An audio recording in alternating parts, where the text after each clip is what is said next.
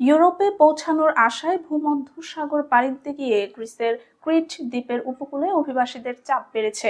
গত 5 দিনে ক্রিট ও আশেপাশের এলাকা থেকে সমুদ্রপথে মোট 840 জন অভিবাসীকে উদ্ধার করেছে গ্রিসের উপকূল রক্ষী বাহিনী। গ্রিসের পুলিশ জানিয়েছে, শনিবার ক্রিট দ্বীপ সংলগ্ন উপকূল থেকে নতুন করে 131 জন অভিবাসী উদ্ধার করা হয়েছে। ফরাসি বার্তা সংস্থা এএফপি রোববার এ তথ্য নিশ্চিত করেছে। এতে বলা হয়, উদ্ধার হওয়া অভিবাসীরা একটি মাছ ধরার নৌকায় করে যাত্রা করেছিলেন।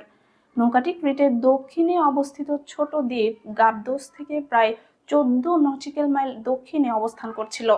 উদ্ধারের পর অভিবাসীদের গাবদোস দ্বীপে নেওয়া হয়, তবে তারা কোন দেশের নাগরিক সে বিষয়ে এখনো কোনো তথ্য প্রকাশ করেনি গ্রিস কর্তৃপক্ষ। উত্তর আফ্রিকার দেশ লিবিয়া থেকে ঝুঁকিপূর্ণ সমুদ্র পথে যাত্রা করে ক্রিটে পৌঁছানোর চেষ্টা করতে গিয়ে প্রায়ই প্রাণহানির ঘটনা ঘটে।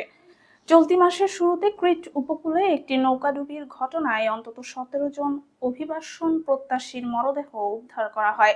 দুর্ঘটনায় আরো 15 জন নিখোঁজ হন, যাদের মধ্যে পরে মাত্র 2 জনকে জীবিত উদ্ধার করা সম্ভব হয়। নিহতদের বেশিরভাগই ছিলেন সুদান ও মিশরের নাগরিক।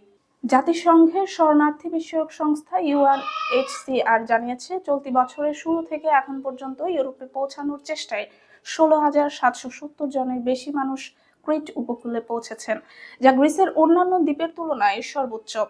অভিবাসীর সংখ্যা দ্রুত বাড়তে থাকায় গত জুলাইয়ে গ্রিসের রক্ষণশীল সরকার 3 মাসের জন্য আশ্রয় আবেদন প্রক্রিয়া স্থগিত করে। বিশেষ করে লিবিয়া থেকে আগত অভিবাসীদের আবেদন অনির্দিষ্টকালের জন্য স্থগিত রাখার সিদ্ধান্ত নেয় সরকার। কর্তৃপক্ষ বলছে, পরিস্থিতি সামাল দিতেই এই পদক্ষেপ নেওয়া হয়েছে।